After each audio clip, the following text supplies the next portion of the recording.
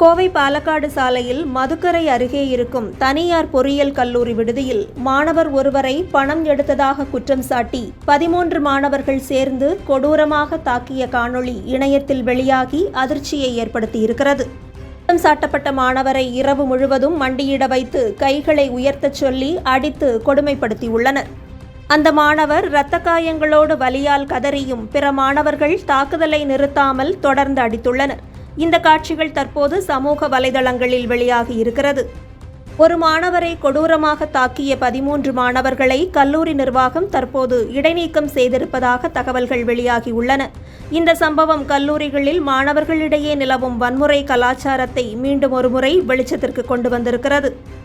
இதுபோன்ற சம்பவங்களை தடுக்க கல்லூரி நிர்வாகங்கள் கடுமையான நடவடிக்கைகள் எடுக்க வேண்டும் என்றும் மாணவர்களுக்கு மனநல ஆலோசனை வழங்க வேண்டும் என்றும் சமூக ஆர்வலர்கள் கோரிக்கை விடுத்து வருகின்றனர்.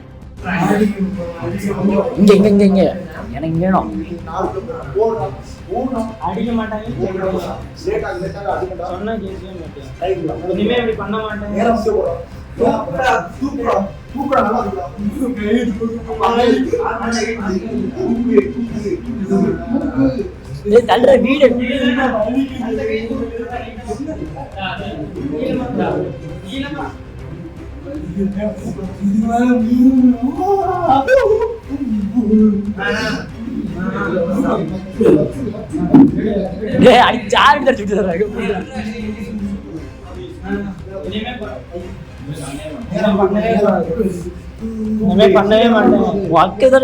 சொல்லட்டும்.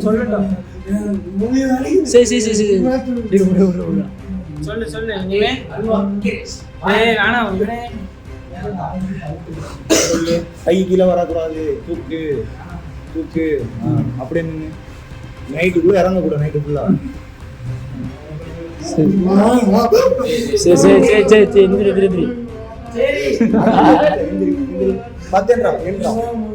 முட்டி போடுறா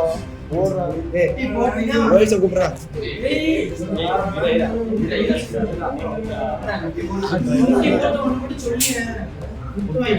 விட முடியும்.